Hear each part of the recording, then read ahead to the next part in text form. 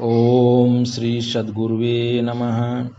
यस्य स्मरण मात्रेण ज्ञानम उत्पद्यते स्वयं य एव सर्व संप्राप्ति है तस्मै श्री गुरुवे नमः।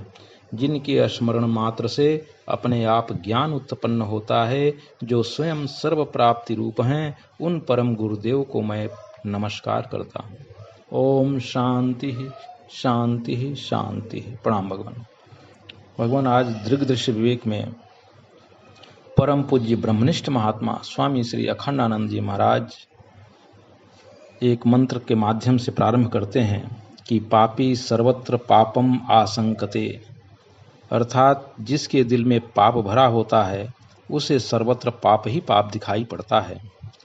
अर्थात अपना हृदय ही, अपना अंतःकरण ही उस भाव से भावित होकर के दृश्य रूप में वैसा ही दिखाई पड़ता है। कहते हैं कि जिसके हृदय में सद्भाव भरा होता है उसको सब में पोड़े ही पोड़े सद्भाव ही सद्भाव दिखाई पड़ता है।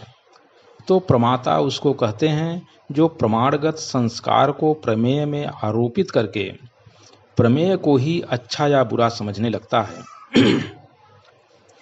प्रमाता उसको कहते हैं जो प्रमाणगत संस्कार को प्रमेय में आरोपित करके प्रमेय को ही अच्छा या बुरा समझने लगता है।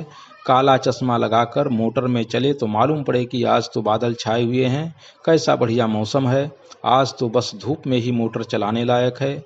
जब चश्मा हटाया तो देखा कि बड़ी कड़ी धूप पड़ रही है। कड़ी धूप को ठंडी धूप हमने क्यों समझा?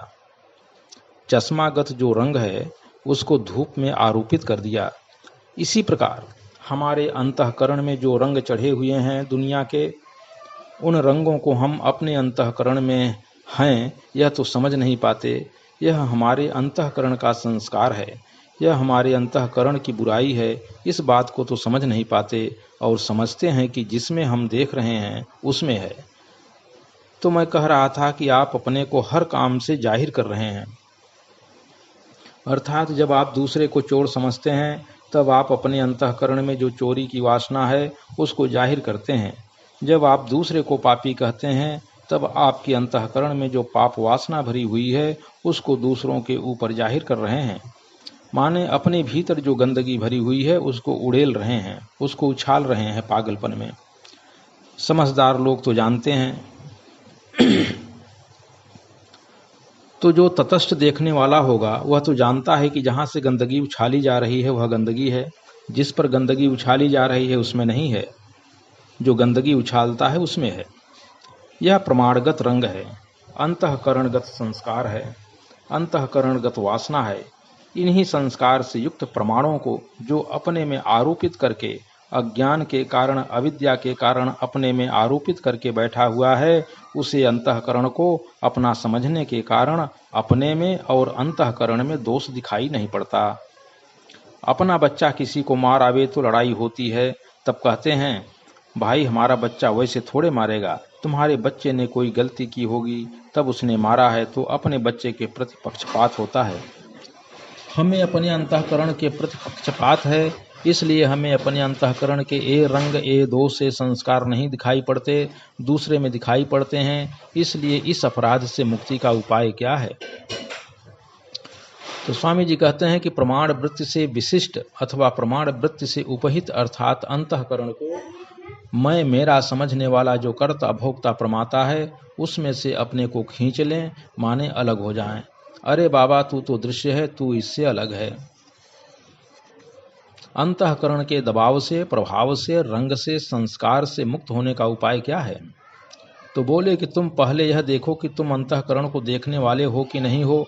दृष्टा दृश्य का विवेक करो। अगर तुम अपने दिल को नहीं देख पाते हो तो तुम किसी दूसरे को देख पाते हो, इसमें बिल्कुल संदेह ही है।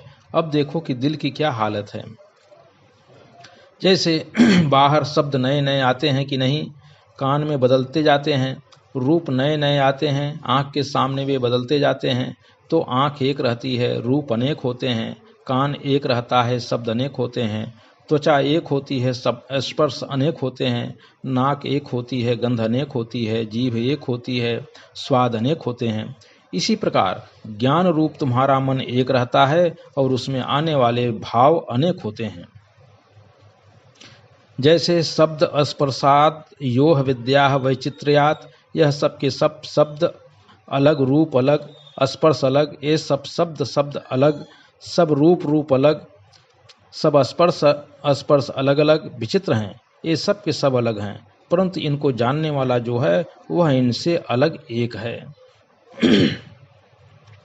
घड़े को देखा, कपड़े को देखा, मकान को देखा, स्त्री पुरुष को देखा, आने जाने वाले को देखा, परंतु इनको जो जानने वाला है वह एक है और ये आने जाने वाले अनेक हैं। तो भगवान इन सब शब्दाब्द विषयों से अलग है, इनको जानने वाला और इनके अलग अलग होने पर भी वह अलग अलग नहीं होता। जैसे बाहर की चीज़ें बदलने पर भी, जैसे विलायत में डाइवोर्स होता है तो 4, 6, 8 पति छोड़ दिए लेकिन स्त्री एक ही रहती है कि नहीं, और 4, 6, 8 स्त्री छोड़ दी लेकिन पुरुष एक ही रहता है कि नहीं। इसी प्रकार आपकी मनोवृत्तियाँ जो हैं, आपके मन में एक बार किसी के प्रति दुश्मनी आती है, एक बार प्रेम आता है, एक बार घृणा आती है, एक बार उपेक्षा आती है, मन तो बदलता रहता है परंतु तुम तो एक ही हो ना। तो भगवान, इसको मैं अभी यहीं समाप्त करता हूँ। शेष कल। प्रणाम भगवान।